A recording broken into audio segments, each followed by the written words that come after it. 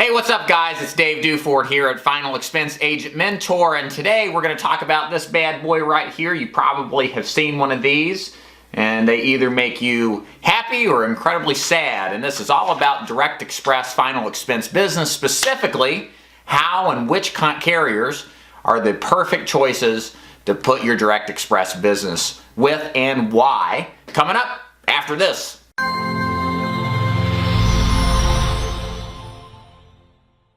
Hey, what's up? It's Dave Duford at Final Expense Agent Mentor at feagentmentor.com. Thanks so much for watching yet again. And today's title of this video is which carriers are the best, as well as the options for DirectExpress business, as well as quote-unquote credit card business. So let's get started. So first, a couple of thoughts about DirectExpress business. I've been in business since 2011 in the final expense business, and I can tell you now, fast forward 5-6 years later, it is a lot easier to handle the DirectExpress kind of business or credit card business than it really ever has been in this particular business. You see, when we got started back in 2011, it was so hard to find carriers that would even take DirectExpress. And there's a couple reasons why I'll get to in a minute, but DirectExpress at the time, when we saw it, we had to walk out of the house. We couldn't put it with anybody. There's just not a lot of carriers that would take it. Now, fast forward now, there's all sorts of options, but there's very important considerations you need to make before you decide on which carriers to focus your final expense DirectExpress business with. So let's consider a couple realities when it comes to DirectExpress. So first of all, the reality number one of DirectExpress is that DirectExpress generally is not as good of business as checking account or saving accounts business. And let me tell you why I feel this way. Most agents agree, not all do, but here's my personal experience. So DirectExpress is essentially a checklist checking account you cannot draft. And if you cannot draft an account, nor if there's any checks not associated with it, there's probably a reason why that is the case, and I'm going to tell you why.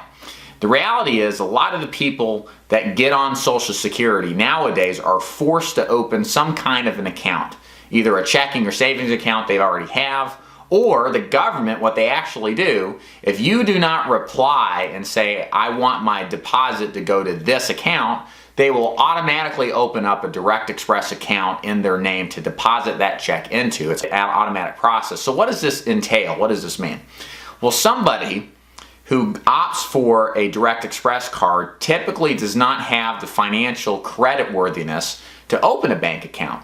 What I mean by that is they either owe a bank money already, or are in the red, or they've just burned too many accounts with writing bad checks and them bouncing because there was no money and because they really are poor at math.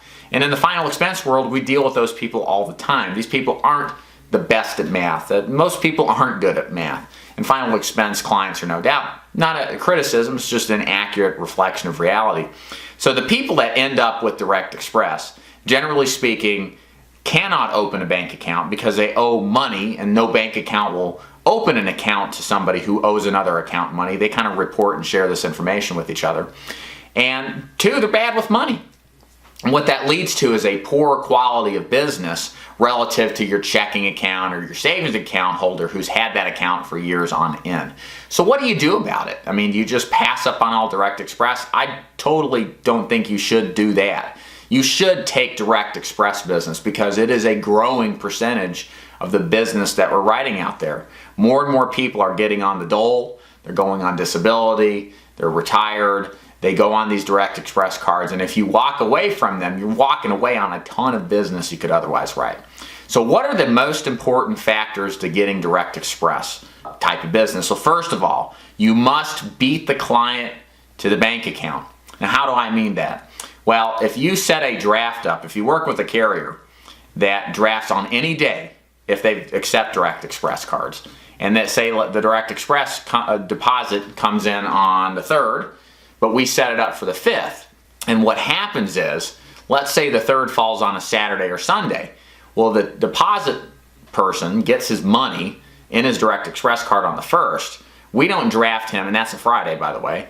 And the 5th doesn't hit till Tuesday. They've got all that time to go blow their money on something so that when we finally show up to take the money, it's not there. That's bad, and it happens every single month. Agents will tell you it's a very big frustration point. So how do you solve that? Well, you want to work with carriers, again, that draft not on a particular date per se, but on a deposit date. So it's a moving target. Whenever the person gets their money, whether it be on the 3rd or if it's a holiday week and the 3rd falls on a holiday, they'll get it the day before. The company drafts whenever that deposit date is officially set up, and the Social Security Administration has all this information out there, so it's very easy to put into a piece of software.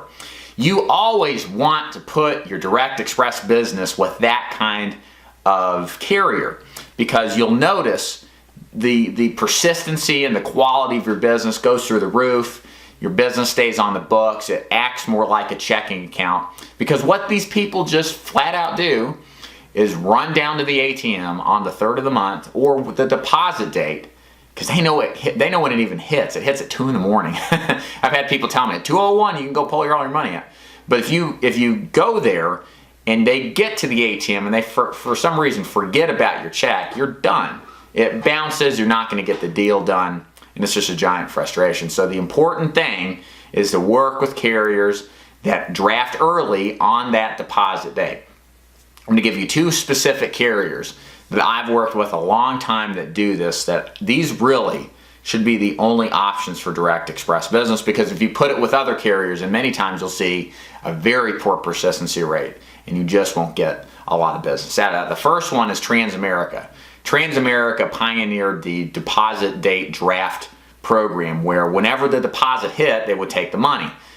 They implemented that about in 2014 in the last quarter of the year, and it has been a thriving success. Now, they still pay as earned commission on it. That's about the biggest downside to it, but the business is fairly sticky. It stays on the books. It does a lot better job. The second company, it's funny, you got the big guy, Transamerica, and then the little guy, Trinity. Trinity does the draft deposit and the family benefit as well. They do the direct draft deposit as well and do it in the same fashion, do an excellent job. They pay as earned, and they just keep a lot of that business on the books, and otherwise it's hard to keep.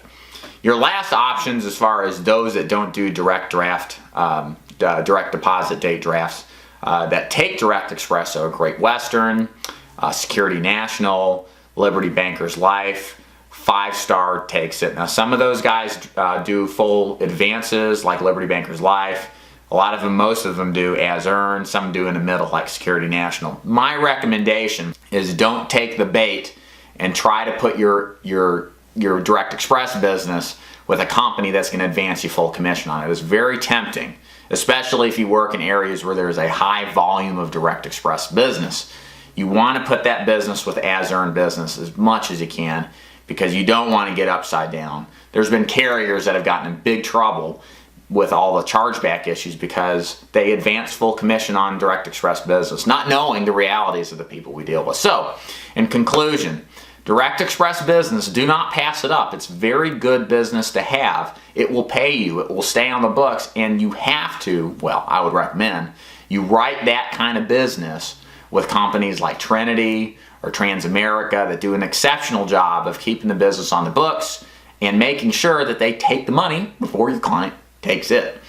My name is Dave Duford at Final Expense Agent Mentor, and what I'd like you to do now, if you haven't already, is right up here in the corner, you'll see like an I button or something. It says Join Dave's No BS Newsletter. Please join my newsletter if you haven't already. I give all sorts of free information out just for joining.